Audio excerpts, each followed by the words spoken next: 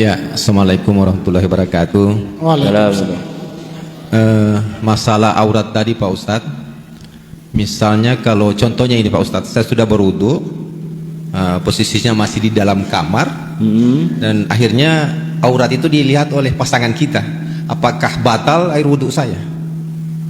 Iya. Sekian Pak Ustadz. Assalamualaikum warahmatullahi wabarakatuh. Assalamualaikum warahmatullahi. Ya, yang penting tidak sampai ditangkap lah. Kalau ditangkap ya batal, dia batal, kita batal. Tapi kalau tidak diapa-apain ya udah batal. Sekedar memandang tidak membatalkan. Gitu. Ya batal itu menyentuh ya. Kalau kelihatan aurat tidak Ustaz ya, kecuali sholatnya. Kalau terbuka dalam sholat pasti batal. Kalau dalam wudu berarti tidak. Kalau sholat tersingkap aurat, Iya. batal sholat. Batal sholat. Kalau wudu tersingkap aurat, tidak batal wudu.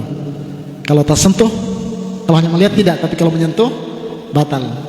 Ya, Baik ada yang menyentuh sendiri Ustaz ya. ya menyentuh sendiri, ya, atau pasangan yang menyentuh batal dua-duanya. Ada kasus Ustaz, biasa sudah berwudu, ada anak buang air, bakal cebok anak, itu gimana Ustaz? Ya batal.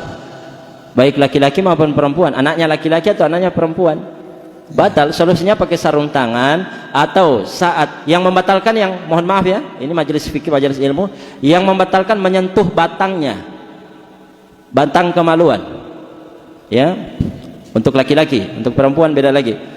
Maka solusinya, dan yang menyentuh adalah telapak tangan, punggung tangan tidak.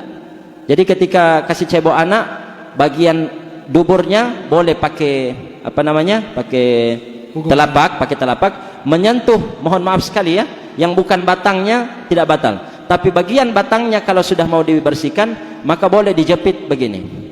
Dijepit begini kan tidak menyentuh telapak.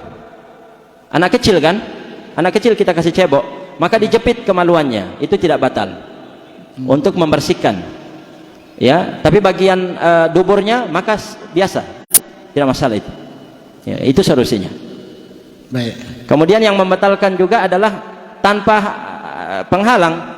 Jadi kalau menyentuh dari balik sarung itu tidak masalah, baik kita sendiri atau pasangan yang menyentuh tidak masalah. Menyentuh langsung ya. Menyentuh langsung batal, tapi kalau pakai penghalang tidak batal. Iya. Menyentuh dengan telapak batal, menyentuh dengan punggung tangan tidak batal. Ya. Jadi kalau misalnya kita sudah selesai mandi junub, kemudian ada hajat mau menyentuh itu, jangan sentuh pakai telapak, sentuhnya pakai punggung tangan supaya kita tidak wudu ulang. Nah, gitu solusinya. Biasa kalau gatal mungkin Pak Haji ya, wagaro dengan itu kan batal. Iya, pakai punggung tangan, pakai punggung tangan. Baik. Baik, ini penting karena sering yang terjadi dalam kehidupan kita sehari-hari, ya. Olehnya itu saya dijelaskan tadi sama Ustaz. Memang wilayahnya fikih taharah, tapi tidak apa-apa Iya. kalau yang ditanyakan. Biasanya kalau kita mandi junub, kita mandi dulu kan, Ya. baru pakai sabun kan. Setelah itu kalau mau basuh, kalau tidak mensentuh bagian, mohon maaf, bagian itu kan sabunnya tidak hilang, tidak afdal. Maka untuk mengeringkan itu supaya tidak ada sabun, pakai punggung tangan supaya tidak menyentuh kemaluan dengan apa? Telapak, gitu. Tapi kalau sempat tersentuh, tinggal wudu.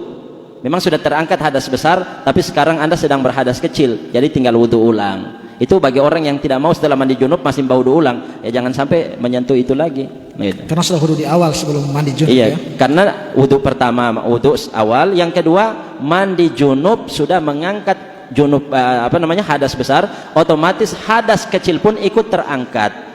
Ini pembahasannya toharoh, nanti insya Allah akan ada.